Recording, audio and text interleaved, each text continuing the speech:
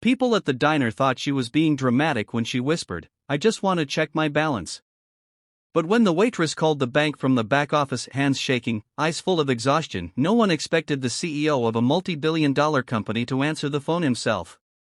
And absolutely no one expected him to go silent.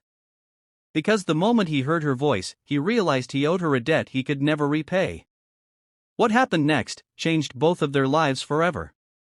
Lena Ruiz had worked a double shift at Maple Point Diner for the fourth time that week. Her shoes were soaked from spilled coffee, her fingers cramped from carrying trays, and her eyes burned from holding tears back all day. She didn't have the luxury of crying. Her 6-year-old son, Mateo, was home with a fever, and the diner paycheck was the only thing keeping their electricity running. As the clock struck midnight and the last customer walked out, Lena slipped into the tiny back office. Her phone screen glowed with a single notification: "Your account balance has changed." Her heart dropped. She dialed the bank's helpline because she didn't trust the automated message. She needed a human voice, someone who could tell her whether she could afford Mateo's medicine tomorrow. The line clicked. "This is Adam Kingsley, CEO of Unity National Bank. How may I assist you tonight?" Lena froze. The CEO?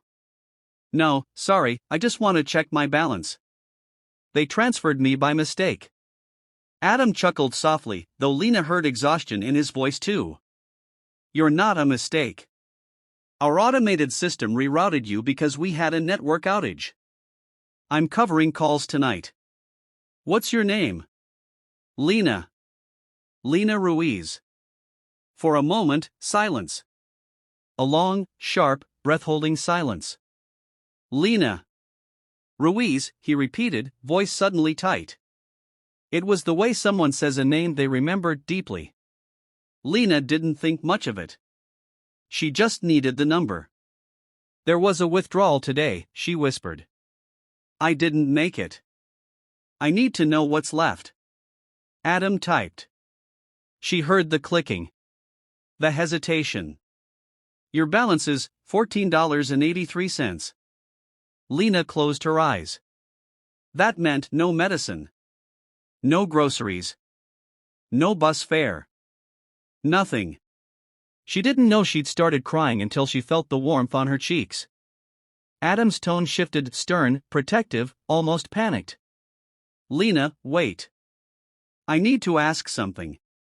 Where do you work?" "The Maple Point Diner," she said softly. "I'm a waitress."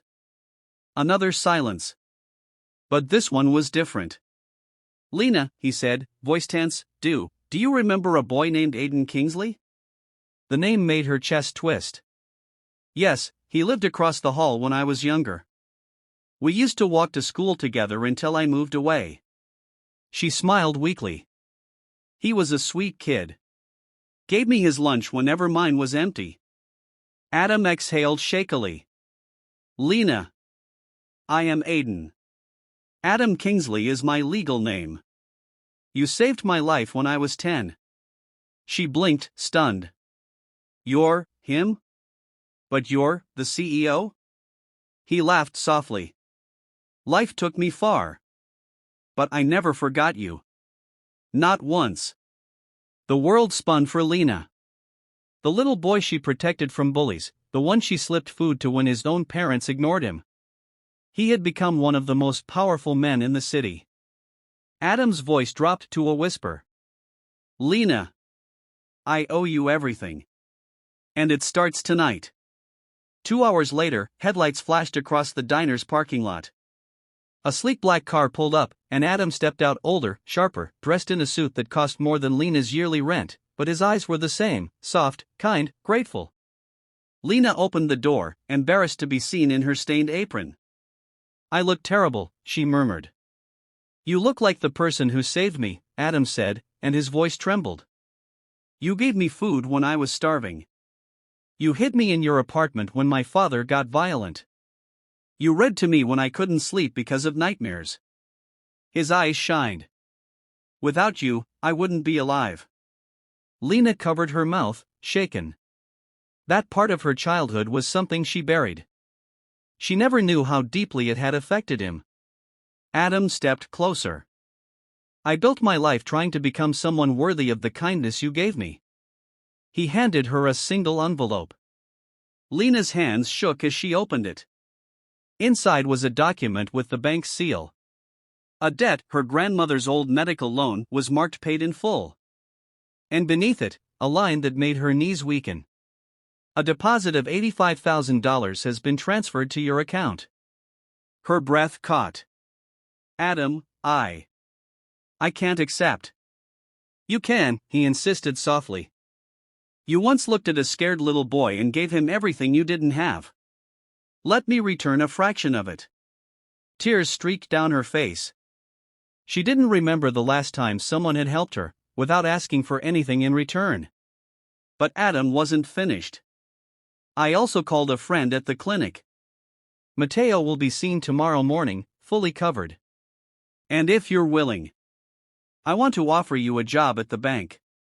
Administrative work. Full benefits. A real salary. You deserve more than tips. Lena pressed her fist to her mouth, unable to speak. Adam took her hand gently. Lena, the world forgot your kindness. I didn't. For the first time in years, Lena felt a weight lift from her chest, like someone finally saw her, truly saw her. That night, under the streetlight in an empty diner parking lot, two lives that had once crossed paths in childhood finally reconnected. Not because of money. Not because of luck. But because kindness, even the smallest kind, never dies. It just waits for the right moment to come back home. This story reminds us of a simple truth. The help you give today may become the miracle you need tomorrow. No act of kindness is ever wasted. And sometimes, the child you once saved grows up to save you back.